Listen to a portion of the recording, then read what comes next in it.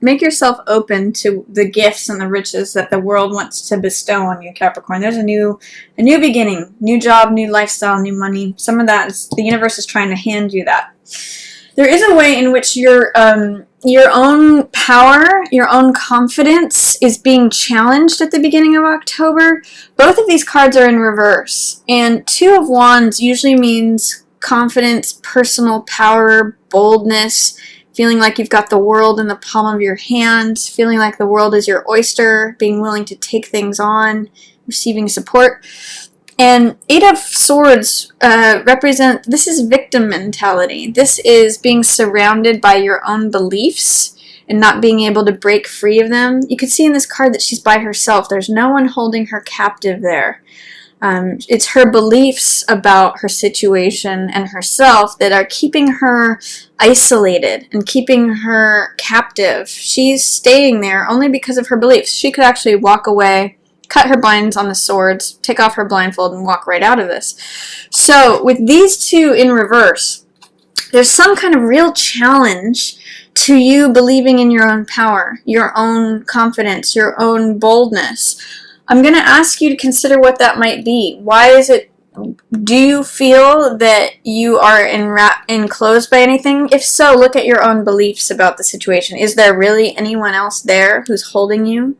Do you have reason to doubt your confidence, your boldness, your personal power? Both of these in reverse say to me, I'm doubting my personal power. I'm not feeling like powerlessness.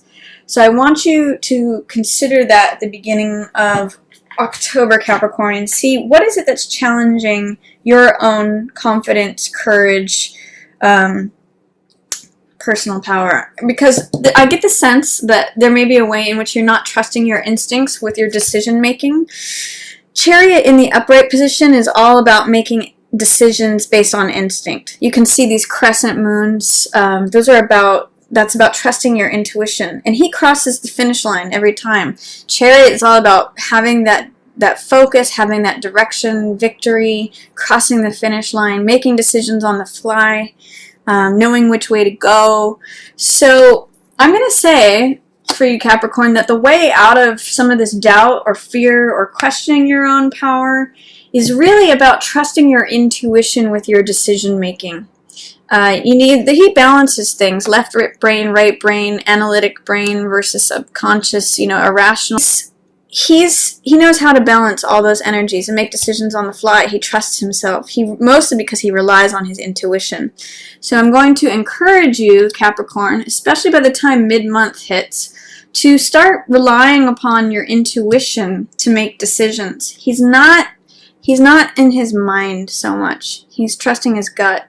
So I think that if you can do more of that instead of second guessing yourself, which is what I'm getting here, that can improve things for you mid-month, Capricorn.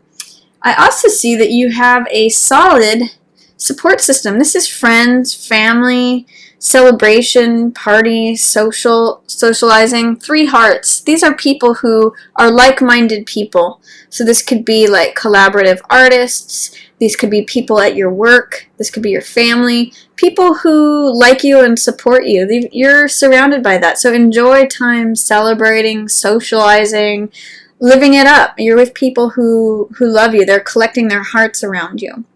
In the Rider-Waite, this is 3 women holding up the goblets and dancing. So it could be a good time mid-month to socialize and feel that support that's coming in for you. Along this axis, you've got new money, support, heart-centered support, and then success and victory. So that can be yours. You also have the access, though, if you fall into negative thinking, doubting your own worth, feeling like you have to hold on to everything.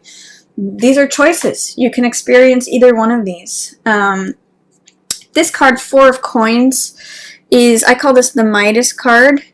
It's sort of like everything he touches turns to gold, but it's a scarcity. It ends up trapping him. He ends up being immobilized by it.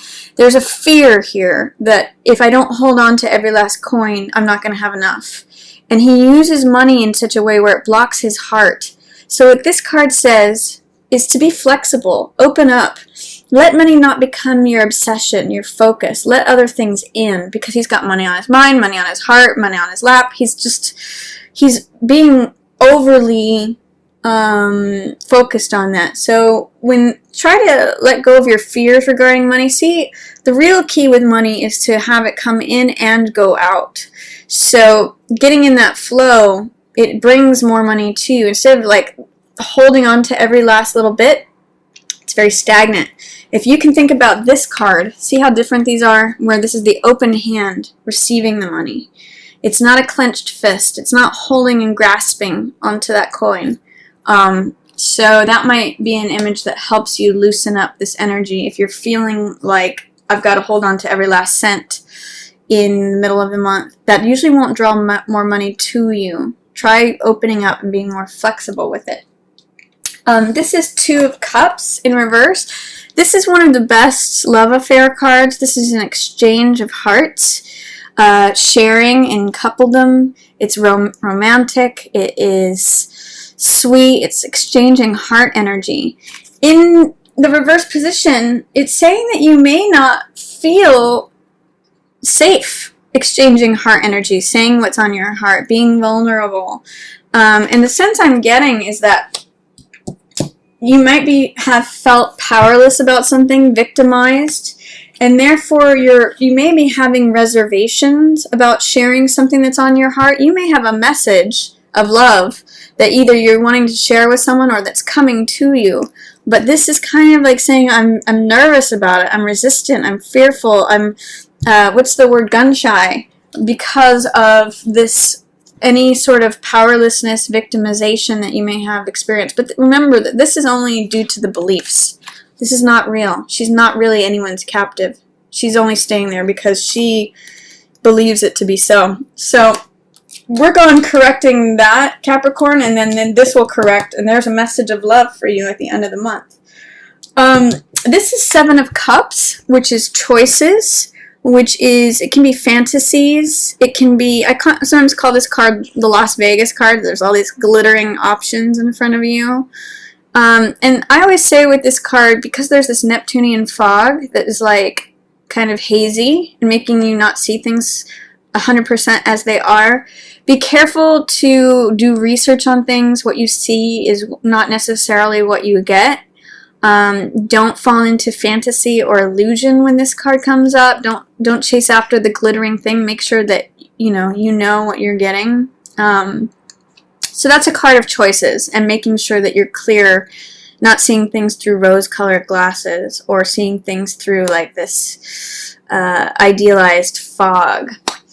And then here you have victory. This is victory, success. It sometimes can be the rescuer, the person coming in on the white horse. You can see he's got this wreath of laurels, which means success and victory. I get the sense that you get it through your support, your social scene, your friends, your family, and that may be where the money comes in too. But you get the recognition, the status.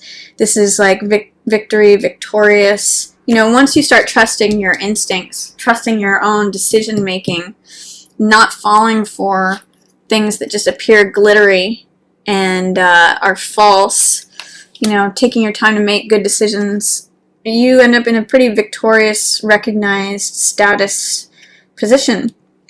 And this is the winner of the race. This is who this guy becomes after running the race. This is when he's active doing it. This is when he's won. He's got that victory laurel. So I get the sense that you solve it by the end of the month, Capricorn. You got to trust your gut instincts. There's also, this Ten of Swords is wrapping something up. It's letting go of negative thinking. These are the same swords here that are entrapping this woman here. So the sense I get is at the beginning of the month, some false belief systems or negative belief systems limit you, make you feel drained of your own power, make you feel powerless or victimized. If you continue with that, or if you keep adding more to that, it'll eventually drain you completely. You can see this goes from 8 swords to 10 swords, and the 10 swords actually deplete the person. So this is coming to an end. This is 10 of Swords, so it's letting go of all these false beliefs. Swords represent mentality, so ideas, thoughts, beliefs. you can see that this is the end of that way of being. If any of this stuff resurfaces, feeling victimized, feeling, powerless, feeling in bondage, feeling stuck, captive, if that resurfaces towards the end of the month, you're gonna have to let that go. It's gonna deplete you if not. It's sort of like it always gets darkest before the dawn. So this is the end of a certain way of thinking. And then what comes after that is love comes in. This is the messenger of love. This could be a water sign person because it is cups energy, which represents heart and water. So it could be Pisces, Cancer, or Scorpio. But the message of Jack of Cups is it's someone who's centered in their heart. It's literally the messenger. He's got the Hermes winged helmet of the messenger god, or Mercury, and he's bringing you this goblet. So he has a message of love. He wears his heart on his sleeve. He's very sensitive. He's very romantic. He's very heart-focused. So I get the sense that this comes about when you let go of any negative beliefs about things, and when whatever resistance to feeling vulnerable, feeling open, sharing your heart, when you can work through that, Capricorn, this is when this guy arrives.